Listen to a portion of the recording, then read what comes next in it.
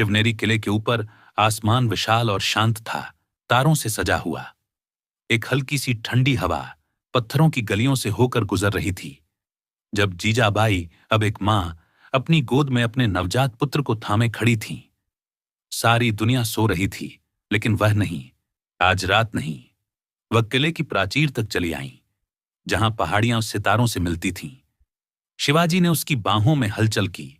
उसकी नन्ही उंगलियां उनकी साड़ी की सिलवटों से उलझ गईं। उन्होंने अपने पुत्र को देखा, और वहां केवल एक शिशु नहीं देखा, बल्कि एक भविष्य का राजा, धर्म का रक्षक और पीड़ितों के लिए प्रकाश देखा।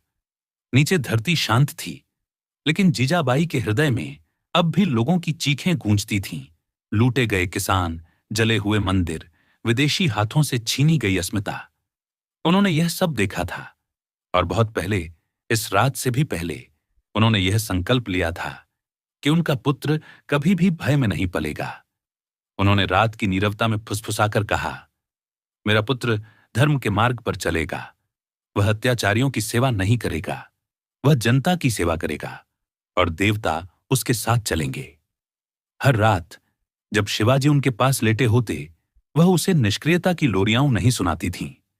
वह उसे कहानियां सुनाती थीं, राम जी की, जो न्याय के लिए समुद्र पार कर गए, कृष्ण जी की, जिन्होंने अर्जुन को रणभूमि में उठने की प्रेरणा दी, महाराणा प्रताप जी की, जिन्होंने समर्पण के स्थान पर कष्टों को चुना। यही कहानियां उसकी लोरी बन गईं। वह उसके नन्हे हाथ को लकड़ी की तलवार पर चलवाती, भवानी माता के सामने झुकना सिखाती, लाचारी में नहीं, श्रद्धा और शक्ति के साथ।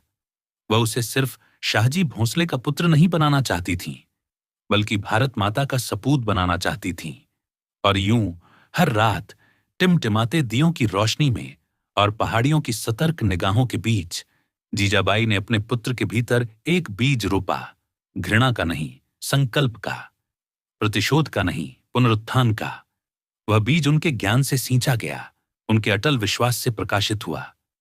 और एक दिन संसार ने पीछे मुड़कर देखा और कहा, यन, शिवाजी ने जो भी युद्ध लड़ा, उसमें उसकी मां की आवाज उसके हृदय में गूंजती रही।